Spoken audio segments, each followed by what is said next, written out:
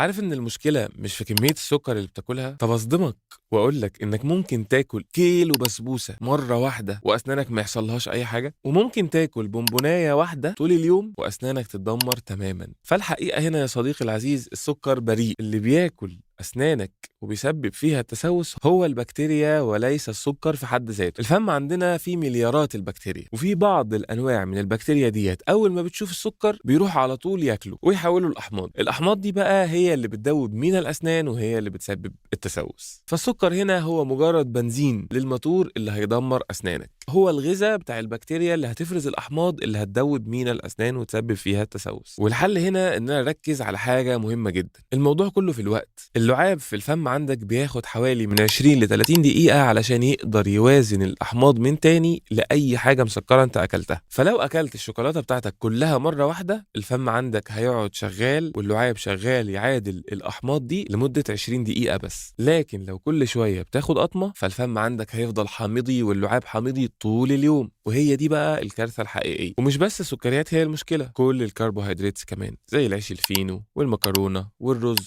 وحتى العصاير الفريش هي برضو فيها سكر اللي هو سكر الفركتوز. الخلاصه يا صديقي ان انت دايما حاول تاكل كل الحاجات اللي انت هتاكلها مره واحده، وتحاول تحافظ على الفم عندك فترات طويله بدون اكل او مشروبات غير الميه علشان يفضل اللعاب عندك لاطول فتره ممكنه قاعدي وليس قلوي. يعني يكون البي اتش بتاع وسط الفم عندك من 7 وطالع لحد 14، هو ده الوسط القلوي القاعدي الممتاز اللي بيحمي من الاسنان والبكتيريا مش بتقدر ابدا تعيش فيه او تسبب تسوسات لاسنانك. طب اقول لك على تركايه كمان اجمد واجمد، انت لو اكلت قطعه جبنه او شربت بق حليب بعد السكريات اللي انت اكلتها ده ممكن يساعدك انه يرجع الوسط بتاع اللعاب متعادل او قاعدي في وقت قليل جدا لا يتجاوز ال5 دقائق او ال10 دقائق. فاسنانك قويه جدا وجميله ولكن محتاجه منك ذكاء في التعامل.